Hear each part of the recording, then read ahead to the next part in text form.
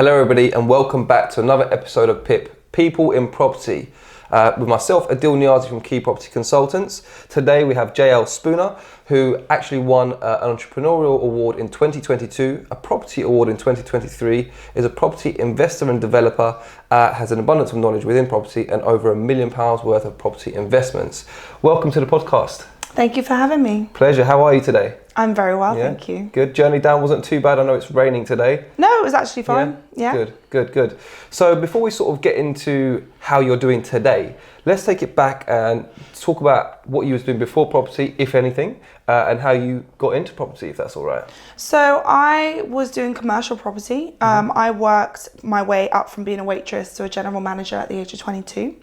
I then had my first commercial business in the club industry in 2013. And I was really into refurbs. I loved doing them up. I loved making them look amazing. And I just enjoyed business at a very young age. Awesome. So your passion for property, where did it essentially come from? Because we're obviously working within the restaurant game, catering. Funny enough, I used to do catering as well, through family businesses and stuff. And my passion for it came through, I think, my uncle, because he was a landlord himself. And when I was young, he sort of took me to his property, showed me what collecting rent was and that being a landlord, and I kind of took a liking to that. So that's what sort of pushed me or encouraged me to get into property. What was your trigger? I think my trigger was designing my first room. Okay. So when I was 13, I designed my own bedroom. And I worked and saved some money to do it up the way that I wanted to. Okay. And I think from there, I don't know if I realized that I was good at designing rooms, but I really liked what it looked like. So yeah, I always had a passion for like interior design, doing up rooms. And yeah, now I'm doing, £1 million houses, which is a bit of a pinch me moment. Awesome. So really, it came from like, not accidental, but you wanting to design your own room, saving up your money, being passionate about it, going through the process, enjoying the process, and then being impressed with the outcome, essentially. Absolutely. Awesome. So when did you stop working within the restaurants and sort of dove straight into just investing in property? So I never worked in restaurants. Okay. I have a club, okay. called Power in the City.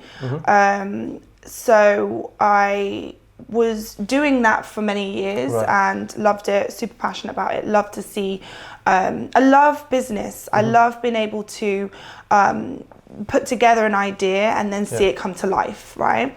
And I think that I started obsessing over the property industry probably in like 2014. Okay. And just studying and reading and figuring out this is a good way to invest money and asking other relatives, oh, you bought your house for this price and now it's gone up to this price. I was very obsessed for a long time. But it really was my son that really pushed me. Because if anyone has any kids, they know that you suddenly realize that you need security. And as amazing as like running businesses are, if you do not have any customers, you don't have a business. Whereas with property, it just felt really secure in a sense of you got an asset, and once you've purchased an asset, it's like a wonderful, fabulous lift that takes you up with it. You immediately become successful, but you become more and more successful as time goes on if you buy in the right area. So for me, the biggest push to my property journey has always been creating generational wealth for my son. Okay, that sounds quite interesting. So you mentioned that you was asking, you're self-educating, reading. Did you do any courses or anything like that? I've done loads of courses. Yeah, absolutely. I spent probably over £25,000 on my education. Oh, that's I think it's really important to spend money on your education. The education is one thing, but the environment is also something even greater. There's a book that I read years ago called The Richest Man in Babylon, and it's all about being around and rubbing shoulders with the right people and learning what they've done to achieve their own personal successes. So putting myself in an environment, I'm a very competitive person. So if I'm around other individuals that are doing amazing things in the industry, I'm going to plant myself in that environment and I'm going to get it done. And I'm going to believe that I can do it because I can see that the people that are doing it have done it, and they're no different than I am. Of course, they do say like if you hang around with 4 bums, you'll be the 5th, but if you hang around with 4 wealthy people, then you'll be the 5th. So you're absolutely right about hanging around with the right people. And self-education is very important. Some people think like, education, just go to school, go to college, go to uni, but there's different types of education where you find something that you are passionate about, and then you strive to become the best of the possible person that you can be within that field. And it seems like you're striving daily, even now, to progress and to get to the highest level that you can and create that generational wealth. So what is your main strategy, or what do you do within property? I know you said you had the business, Power, did you say it was called? Power in the City, Power in the City. And do you still own that business? Yes. Okay, great. So is that sort of like your cash flow, where the cash flow comes from? It's part of it. Okay, awesome. Great. And do you then buy to let properties, or you do buy to HMO? What is your strategy in the property field? So I've done every strategy in the property, every popular, or most, I wouldn't say every, but most popular strategies I've done. So I started with rent to rent. I actually started with renting friends' houses. I'd rent their rooms, and I would say, look, if I pay £1,000 to do up your room, can I rent it out for 6 months? And then I would double, triple my money. Okay. So I started to fall in love in that way, because I got to design rooms, but I also got to rent it out. And one of my strong points is letting, right? Getting rid of rooms, right? I'm feel that I'm very confident in selling a product. So I started with it really like that, and then I started to educate myself more and started to take on rent to rent, and then I went down into sort of focusing on deal sourcing and packaging deals and making more money, and then I went into raising finance and putting money into BRRs that I created up north, sort of 6-bedroom HMOs, 10-bedroom HMOs, multiple 10-bedroom HMOs, and then the last HMO I done was an 18-bedroom HMO, and at that point I felt, you've done all the HMOs, and I was widely known as the HMO sort of connoisseur. I was obsessed with HMOs, which was so great. Being a mum, I could bring my son to site, I could bring him on viewings. Most of the time he would sell the rooms because he's just so amazing. But in all honesty, it's so supportive, I feel, for a mum, and that's what I really wanted.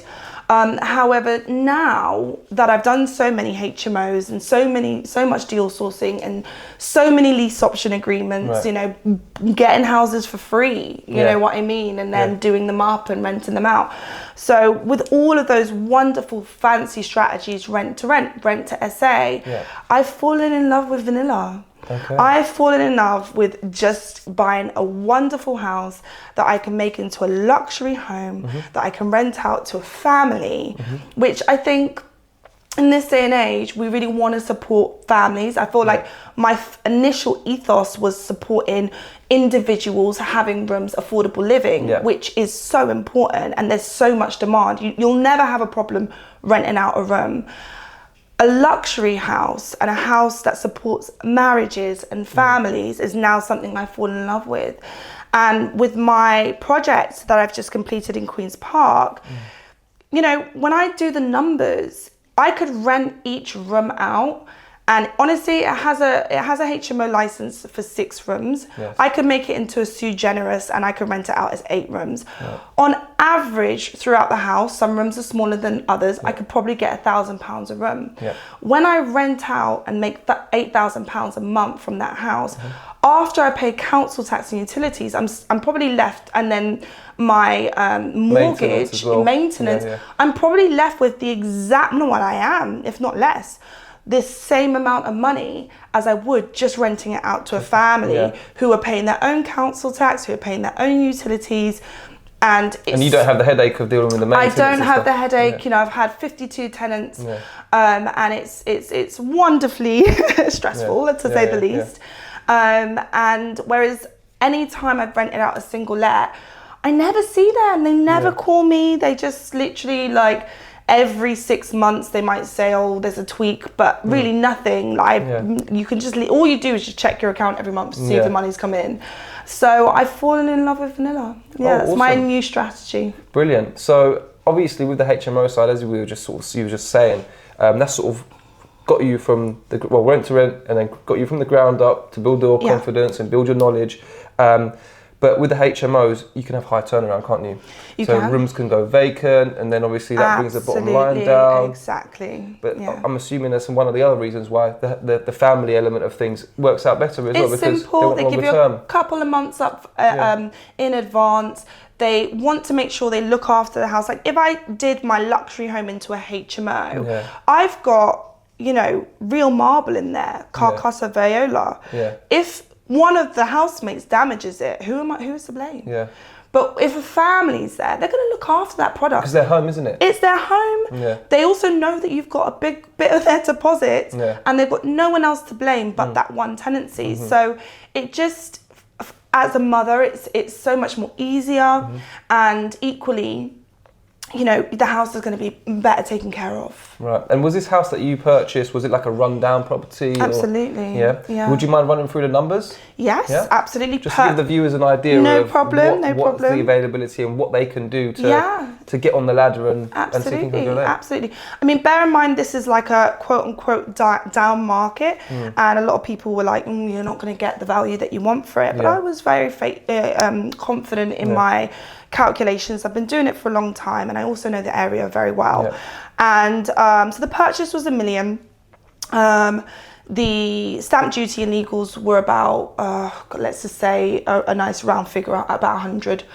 And the development was about 200. So about 1.3 in, with a GDV of 1.6 conservatively. Oh, well, that's really good. It's actually come in. They're coming back, so I'm really excited for them to come back, because they actually came before it was totally finished. And this is the one that you were discussing with me this morning, saying that I'm just finishing up. I've just finished up. Awesome. Absolutely. So they're coming back. So you never know, they could value it even higher now that it's finished. And you know what's really wonderful is, you know, this particular property, the person who purchased it before me, he purchased it 20 years ago for £200,000. Oh wow! So he's made some good money. He's made £800,000, more than doubled itself. Yeah. And then you're looking to make he 4x, didn't he? Really, 200 to $1 million. Yeah, and $1 million 5x to be fair. Yeah. Absolutely, and considering I negotiated him down as well, so he did well. But yeah, I think after the general election, we're probably looking at the market, you know, potentially could go up. And you know, sit back on that for the next 5 years. I could probably go to the Caribbean for 5 years and why not? enjoy life and come back and You're not going to do that, are you? Richer. You're going to carry on, right? I am. You know me too well. That's it. Keep growing the assets in the portfolio. Use your energy while you're young. That's it. Yeah. That's an awesome project. So have you got anything lined up to then go into from here, or are you just going to basically reevaluate and sit back and say, you know what, okay, we've had the valuation come in, we're going to retain this one. I'm assuming you're leaving 25%, or are you going to leave in more than 25%? I'm actually leaving in more. I'm actually leaving in more. I'm leaving quite a chunk in there. But you know, it doesn't matter to me. You know, I would rather. I quite like having equity. It's so beneficial when you're getting lending. So actually, I feel like refinancing is great if you need to use it for a project. But it's starting to become more old-fashioned. If you have the right lenders, a lot of lenders will borrow you off your equity. So that's a better way of doing it. You can pay them off and you still have the equity in your home. Obviously, you get a better loan to value ratio, and your rate will be better, I'm assuming, and your payments will be less. So that's the goal. More cash flow monthly, although you've got your cash tied up. Absolutely. And also making sure that your monthly expenses are lower by not having higher interest. And obviously, there's different ways of buying property. Did you buy it in your own name, or did you buy it in a limited company? Oh, a limited company. Don't buy in your own name unless it's personal. Don't do it. You'll be, you know, taxed. You'll be whacked with tax. No, limited company all the way. Because obviously, all this money that you've spent is now an expense at the end of the day, isn't it? It is, So on value of that property, did you have to become a VAT registered a limited company, or are you exempt because it's property and the value of the income? Yeah, you still have to be VAT registered because you can have an income through your rent. and that's going to be taxed. And it's going to be after the high value rent that's coming in, so you're going to hit the 70k threshold, sort of. So yes, but the thing is, because you're doing it on a limited company, you're it's only the net profit. Right. So if your net profit is coming in, I think for this project it's coming in between £2,000 and £3,000. Okay. So you should be exempt, hopefully, from that then. In that case, hopefully, because if I think your income has to be 70k per annum. Yeah. So hopefully you'll save that 20% there. Yeah. We'll see how it goes. Absolutely. I'll speak to my accountant. Yeah, definitely. That's one for them. I'm not giving no financial advice. It's not my forte. Yeah, absolutely. I leave that to the very smart people. Yeah. So that leads me on to my next question. So do you have a team around you? Absolutely. Yeah. Yes. So you found that dream team, your solicitor, your architect. I've worked with them for years. Oh, brilliant. These are people I've worked for over 10 years. Yeah. Do you not find that obviously having a team it works well to support your projects and move forward a little bit more streamlined and quicker? I don't think I would be as successful as I am had I not had my team. You know, my solicitor is second to none. My architect is constantly getting me planning, or like I'll never send my architect a deal. Like I'll never do a deal without sending it to my architect. Okay. Before I even close on a deal, I send it to my architect. I say, is this going to get planning? Yeah. And he'll go, right, it's got permitted development rights. That person and that person's just got planning. Okay. And that's how I go ahead. And that's where I get my confidence from. It is actually my team. Yeah. And my broker, it's brilliant, yeah. Gets you the best rates. Awesome. Well, I do say if you don't plan in advance, then you sort of like you might set up to fail, really, isn't it? So you just got to do the best you can. You got to get started. You got to take action. Yeah. It's not always perfect, but if you take, you know, massive action and don't be afraid to take that leap of faith and trust in yourself, you'll see amazing results. You'll fail your way to success. Yeah. Fail your way to success. Yeah. That brings me to the saying as well, though, if you fail to prepare, be prepared to fail kind of thing as well, isn't it? But no, obviously if you make a mistake though, and you learn from it, it's not a failure at the end of the day. It's a lesson, isn't it? Yeah. And it will progress and help you on your next project. Well, you have many fails until it's just constant. Exactly. Constant little fails, and then you get better each time. What kind of project are you looking to do next? So I've got a couple of projects in the pipeline when it comes to property, which I'm really excited about. But I think one of the biggest projects that I'm focusing on at the moment is teaching. Oh, awesome. So you want to teach people what you do? I do teach people. Oh, you do? So Brilliant. I mentor people and I teach people to become successful. Okay. And yeah, I'm very, very excited about just showing people how possible it is to achieve the visions of your mind. I mean, there's nothing different about me than anybody else. Yeah. I'm not a brainy person. I don't have A-levels or anything like that. You're being modest now. You've become quite successful, so you're smart in your own way. But in my own way, my own way, and most of that is taking massive action. And also making sure that I'm visualizing and being super grateful to the universe for rewarding me at every success. That's brilliant. And are you looking to teach people business overall or property or property? Right. So guys, you've heard it here. Yeah. If you've loved Jael's story of what she's done and the things that she's accomplished, we'll plug her information down below. She'll probably have some spots opening up soon for like mentorship. Is it like mentorship that you'll be doing? Yes. Yeah? So it's mentorship. It's one-on-one. It's group mentorship. And it's really giving people the keys and just giving people a true idea, realistic idea of the process and what you have to do to be able to create generational wealth. Yeah. You can start, very simply with renting out rooms, just like me. It's taken me 3 years to become a multi-millionaire. Brilliant. So, there's a lot of knowledge there and I want to share it. Obviously, it comes down to taking the action as well. You can take them to the water to drink, but they need to be able to drink the water themselves and take the action. There's no point of giving someone all the information for them to just sit there and think that it's going to come to them. It's all about taking action and making it happen. It is. And believing in yourself as well. Absolutely. Yeah.